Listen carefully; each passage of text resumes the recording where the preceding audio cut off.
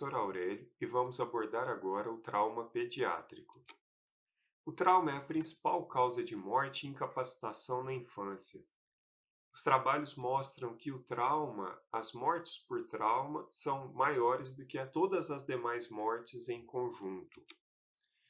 Em relação às principais causas de trauma nas crianças, nós temos os acidentes com veículos a motor, afogamento, homicídio, incêndios e as quedas.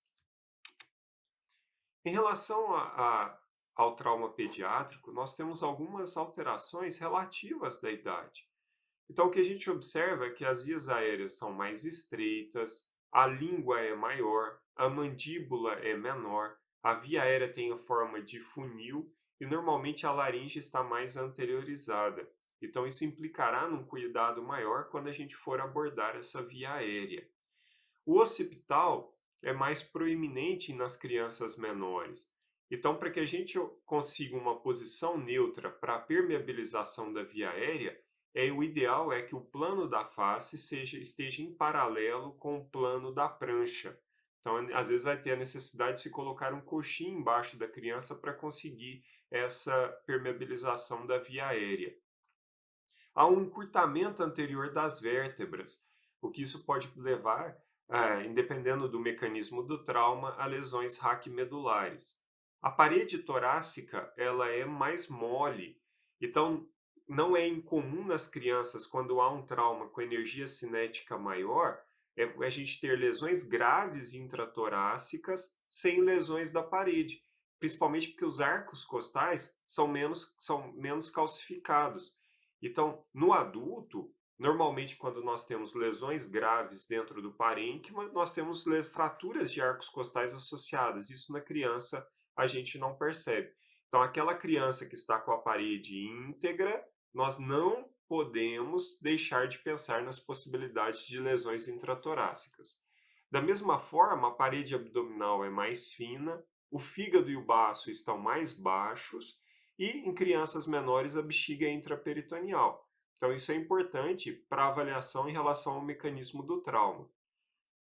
Devido ao quadro pulmonar, né, a parede torácica mais mole, não é incomum a presença de contusões pulmonares nas crianças, igual eu falei, sem ter fraturas de arcos costais. Em relação às alterações fisiológicas da idade, nós observamos que há variações dos sinais vitais de acordo com a idade. Isso é uma coisa fundamental. Então, por isso que é importante no atendimento desse paciente pediátrico que a gente tenha disponíveis e de fácil acesso, de fácil visualizações, tabelas que nos indiquem o que seria o normal dos parâmetros vitais da criança, dependendo da idade, para essa avaliação melhor. Há um menor volume de sangue, considerado de 70 a 80 ml por quilo, há uma menor capacidade funcional residual, uma resposta compensatória bem mais vigorosa nesses pacientes, normalmente podem apresentar uma piora abrupta e apresentam normalmente um tônus vagal aumentado. Bom, como reanimar então uma criança que chega com trauma? Nós vamos iniciar a reanimação volêmica com soluções isotônicas na quantidade e no volume de 20 ml por quilo. Quando não houver uma resposta com essa infusão inicial, vamos avaliar a reposição de hemoderivados de forma precoce, aqui com atenção para plasma e plaquetas. E só lembrar que, como no adulto, hoje há uma tendência para a gente aceitar uma hipotensão permissiva nos casos em que não haja traumatismo crânioencefálico, que isso seria importante para a questão de evitar a hiperidratação também nesses pacientes. Que atenção que nós devemos ter, então, com uma criança que tem um trauma? Em relação à abordagem das vias aéreas, a gente tem que lembrar que ela obstrui com uma forma mais fácil, de forma mais fácil, então nós teremos que ter esse cuidado maior na permeabilização da via aérea. Lembrar da questão do occipital em crianças menores mais proeminentes, então que a posição neutra é que o plano da face esteja em paralelo com o plano da prancha. Em relação à ventilação, ela tem que ser feita de forma cautelosa, principalmente para que se evite o barotrauma. Então, dependendo de se a ventilação for feita de uma forma mais intensa, há um risco maior da formação de um pneumotórax hipertensivo. Então, outro cuidado em crianças que estão em ventilação mecânica também. Em relação à circulação, é a hidratação adequada, a reposição de hemoderivados e aqui a atenção em relação aos acessos. Lembrar que a primeira opção de acesso na criança é o acesso periférico, mas na impossibilidade dele, nós temos a possibilidade do acesso intraósseo, da punção intraóssea, que seria uma via de acesso rápido, mais fácil e com menos risco para a criança.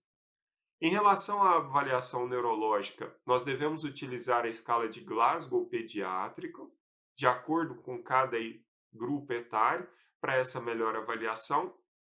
E na exposição do paciente, nós temos só que lembrar, né, que a massa corpórea em relação ao peso é maior proporcionalmente, a pele mais fina e menos gordura no subcutâneo. Então, as crianças estão com um risco maior de hipotermia. Então, nós precisamos intervir em relação à hipotermia, protegendo para que ela não aconteça. Uma outra situação que é importantíssima, pessoal, é reconhecer as situações de abuso, né? Aquelas situações em que quem está junto quer estar tomando controle da história o tempo todo, quando nós encontramos lesões que não são compatíveis com a história, crianças que têm retornado muito ao pronto-socorro. E aqui a gente está falando da criança, mas isso é importante também no trauma da mulher, né, em abuso às mulheres, violência doméstica, trauma e abuso no idoso. Então, é a função do médico reconhecer essa possibilidade, não só reconhecer, mas no primeiro momento afastar o possível agressor e aí buscar a ajuda adequada para a situação. Pessoal, com isso nós finalizamos a abordagem do trauma pediátrico e até a próxima. Obrigado.